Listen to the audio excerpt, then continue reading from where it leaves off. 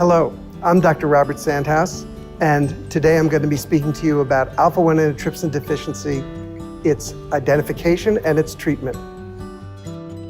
Hi, I'm Peggy Iverson. I live in Des Moines, Iowa, and I have Alpha-1 Antitrypsin Deficiency. Hello, I'm Dr. Karina Serban, an assistant professor of pulmonary and critical care medicine at National Jewish Health in Denver, Colorado. AATD is among the most common genetic conditions in the United States and around the world. It's many times more common than cystic fibrosis, a genetic condition that people actually know about. And it causes lung disease in adults, as usually manifesting as emphysema or bronchiectasis, and it can cause liver disease in children as young as 6 months old and in adults as old as 80 years old. So my interest in Alpha-1 started when I was working in the laboratory looking at the role of white blood cells in health and disease, and got very interested in how the body's own white blood cells can actually cause disease, can actually damage normal tissue. And that's what happens in Alpha-1 Antitrypsin Deficiency. The white blood cells that are there to fight infections, to fight foreign invaders, need to have that inflammatory process kept in check. And Alpha-1 antitrypsin is the protein made in the liver that protects tissues from the actions of the body's own white blood cells so the inflammation doesn't get out of hand. And when Alpha-1 antitrypsin is low in the circulation, that protein's low, the inflammatory process can go on to damage normal lung tissue and damage normal tissue in general, but the lung seems to be most susceptible, probably because it's a constant battleground with bacteria and things you inhale every day with each breath. Alpha-1 deficiency in its most severe form, ZZ homozygous phenotype, is present in approximately 100,000 individuals in the United States. That means one case in 3,000 individuals in a non-selected population. In terms of the population frequency, the ethnic frequency, things like that, it's generally considered to be a Caucasian disease, but with the melting pot that the United States is right now, we see Alpha-1 antitrypsin deficiency in all populations. One problem with Alpha-1 antitrypsin deficiency related disease is that there's nothing specific about the symptoms that patients get. They can have the same exact symptoms as someone with smoking related COPD. They can have the same liver disease that alcoholics get, cirrhosis. The characteristics of Alpha-1 are such that there's no clinical diagnosis for Alpha-1. It's a laboratory diagnosis. My mom was the reason that I was diagnosed with Alpha-1 early. Mom was in her 40s and had never smoked, but of course, many years ago was exposed to a lot of secondhand smoke. She was beginning to have lots of trouble breathing, and we eventually got her to the correct doctor, the Mayo Clinic in Rochester. She was the 36th Alpha-1 they had diagnosed at that time, and they knew it was genetic, so they tested my brother and myself. I also had the full deficiency of Alpha-1 antitrypsin deficiency. When I was diagnosed at the Mayo Clinic, I was 21 years old, so my lungs were still working at more than 100%. I would have never known that anything was wrong with me until much later in life, perhaps. When I was initially diagnosed with Alpha-1, I had no symptoms at all. I was able to do all the normal things someone in their 20s, even into my 30s would be able to do. I was a runner, had no breathing problems at all. It wasn't until my pulmonologist was following me and we were doing annual pulmonary function tests that we began to see a drop in my lung function, and we knew that things were changing. In contrast to Peggy, my patient Eric had a delayed diagnosis of Alpha-1 deficiency ZZ homozygous phenotype at age 57. In Eric's case, the diagnosis for Alpha-1 deficiency was prompted by an incidental finding of lower lobe emphysema on an abdominal CT scan performed for acute abdominal pain. During the investigation at National Jewish Alpha-1 Clinic, we diagnosed Eric with both Alpha-1 related lung and liver disease. We subsequently learned that Eric's father has suffered from chronic liver disease, and relatives on the mother's side carried diagnosis of COPD. These family members have never been tested for Alpha-1 deficiency. Testing Eric's relatives diagnosed with chronic liver or lung disease for Alpha-1 deficiency would have ensured earlier genetic diagnosis in Eric's case.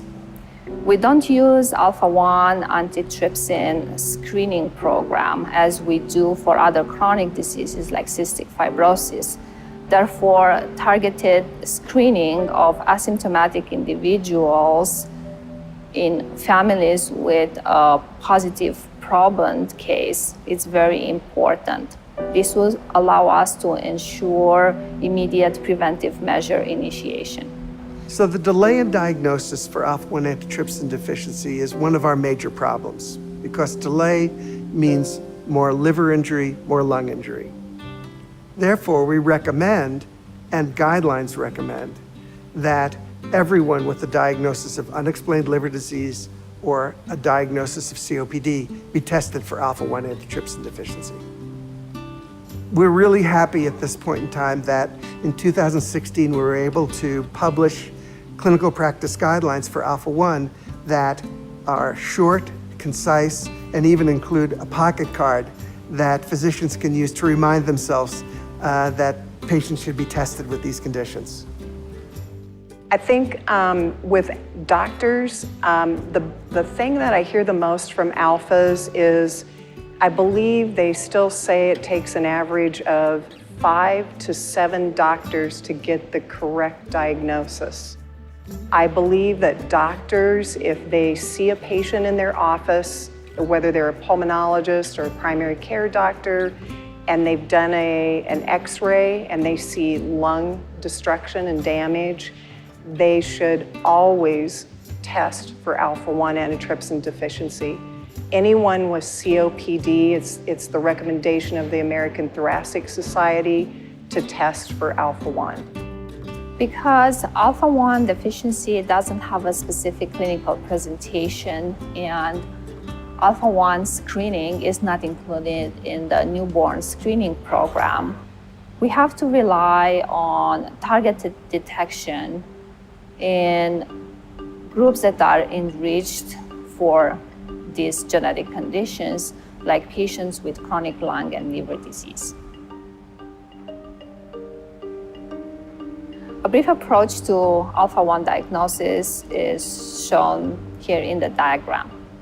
It takes into consideration the symptom burden at the time of presentation. Usually asymptomatic individuals are referred for Alpha-1 testing because they are either family members of a proband case recently diagnosed with Alpha-1 or because they have incidental findings of chronic lung and liver disease on their imaging.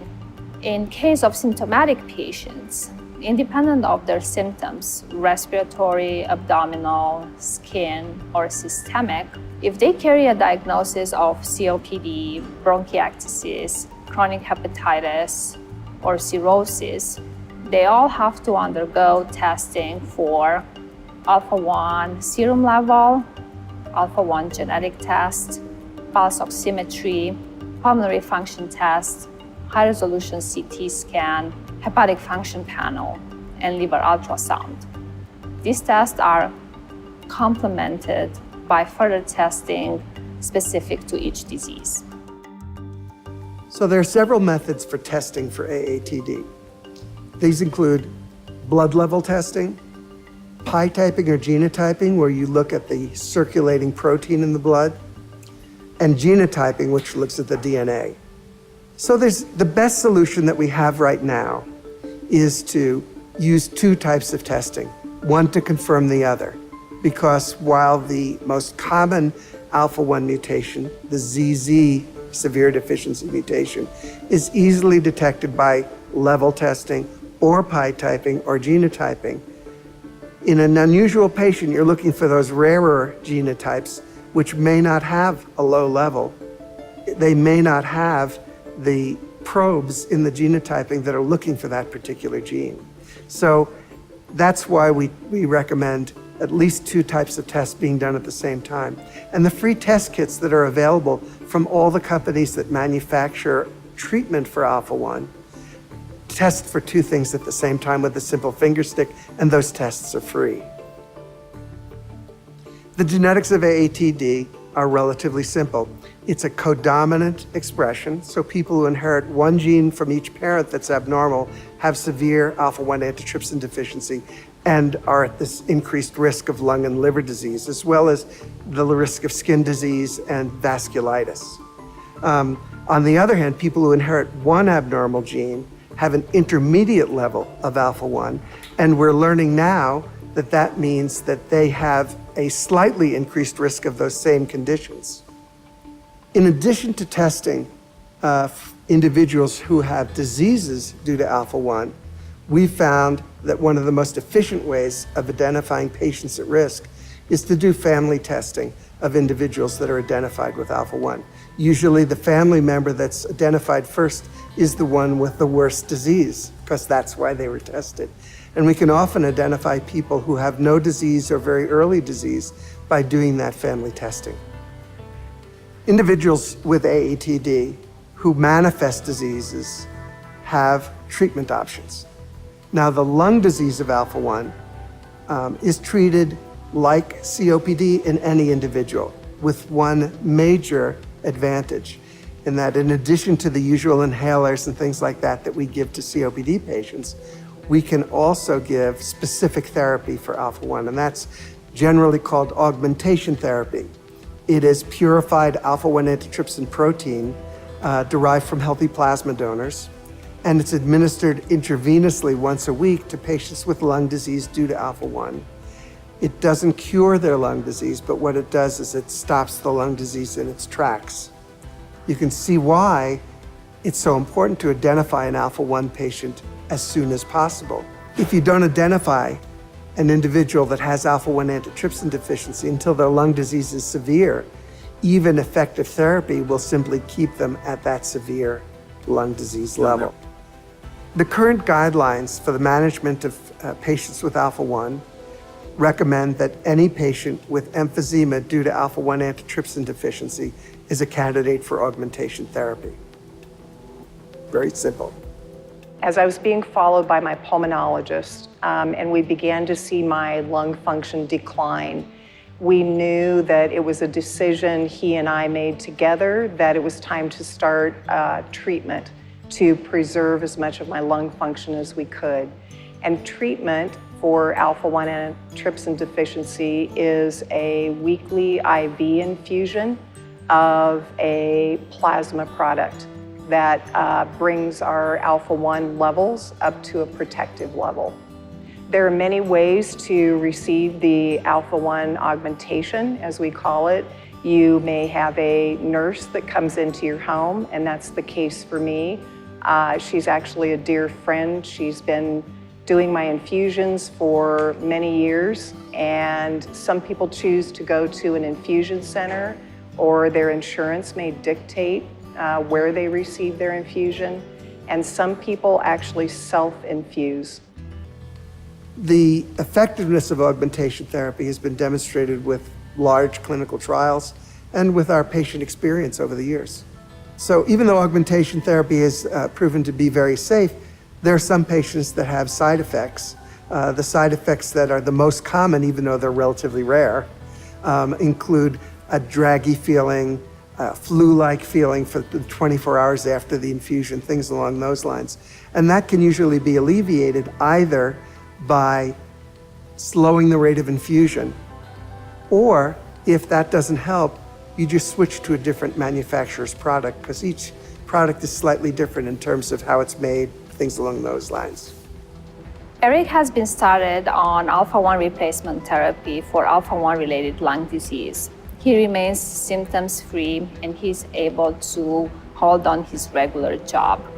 He comes back to Alpha-1 clinic once a year for regular checkup and monitoring of his lung and liver function.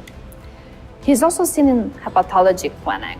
That's because he needs specialty follow-up for his liver disease. The liver disease has a different mechanism than the lung disease. The liver disease is mainly due to intracellular accumulation of Alpha-1Z polymers. These polymers are toxic for hepatocytes, and in long term, they lead to liver fibrosis and cirrhosis. Eric has first stage cirrhosis. He is currently considered for an upcoming clinical trial to evaluate a new therapy for Alpha-1 related liver disease. At this point in time, while on augmentation therapy, I do not expect rapid decline in his lung function. I think his prognosis and his life expectancy is mainly dependent on the clinical course of his Alpha-1 related liver disease, which at this point in time is compensated. So the monitoring of patients with Alpha-1 Antitrypsin Deficiency, whether they're on augmentation therapy or not, usually involves at least annual visits with complete pulmonary function testing, ultrasound of the liver, liver function tests, platelet count, oxygen measurements if the patient is having lung disease, and occasionally CT scanning of the chest to evaluate for the progression of emphysema or the other conditions that are associated with Alpha-1.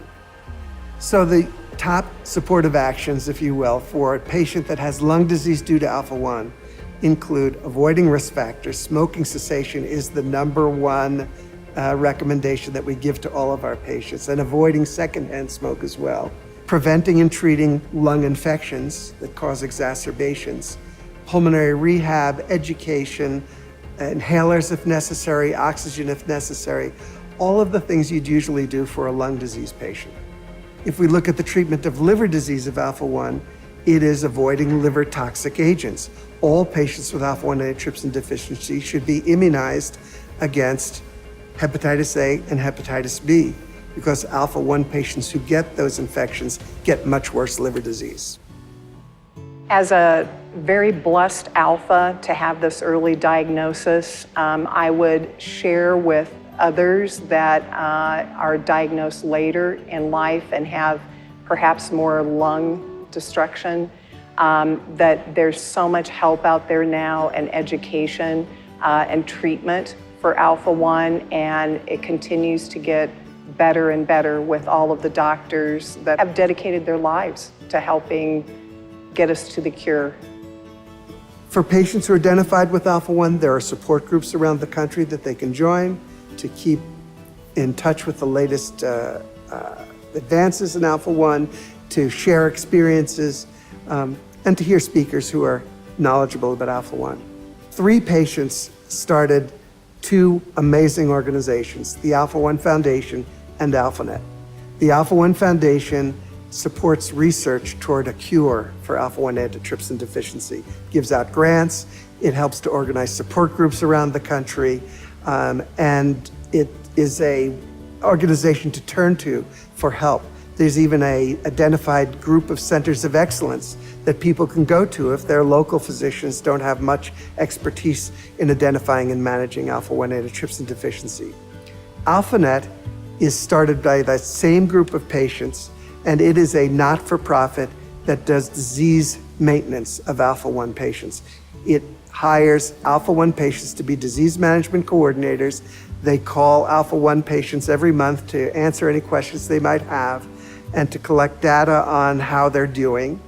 And all of that together leads to a place that patients can turn for all the needs that they might have in terms of learning about Alpha-1, finding out about the best place to get treated, and managing their own disease as they progress through the treatments of Alpha-1.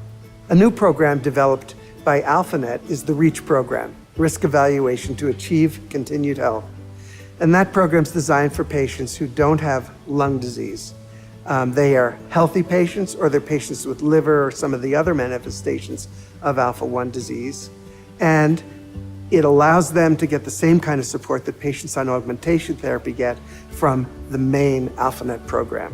One of the programs of the Alpha-1 Foundation is the Clinical Resource Center program, which we call the CRCs. And these are currently 80 centers around the country that have been identified as being areas and centers of particular expertise in Alpha-1. We're in a time of great research advances in Alpha-1. And these basic research advances have led to some new clinical drugs to try to treat Alpha-1. These range from gene silencing drugs that turn off the production of Alpha-1 antitrypsin in patients and thereby correct their liver disease. It includes novel forms of augmentation therapy that have longer half-lives and better activity than the naturally occurring protein. It even includes the possibility of pills that a patient can take to block the destructive enzyme in the white blood cell and prevent it from damaging the lung. In a perfect world, I envision being able to diagnose patients with genetic conditions at birth, so then we can enforce preventive measures and early treatment when we can prevent the disease and not when we have to treat the disease.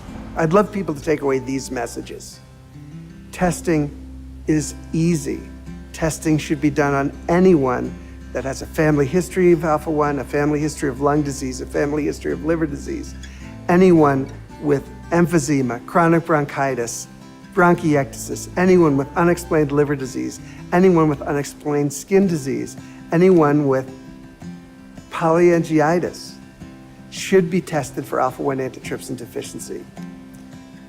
Alpha-1 Antitrypsin Deficiency is a laboratory diagnosis, not a clinical diagnosis. Testing is easy, and if someone's identified with lung disease due to Alpha-1, there's effective treatment. My dream for those of us with Alpha-1 Antitrypsin Deficiency is a cure. I believe in listening to our amazing top doctors. I believe that it's within reach. I believe I'll see it in my lifetime. I want to thank Dr. Robert Sandhouse for all he's done for the Alpha-1 community across many, many years. He's educated thousands of us with Alpha-1 Antitrypsin Deficiency and been instrumental in helping us lead our best lives. That man is my hero.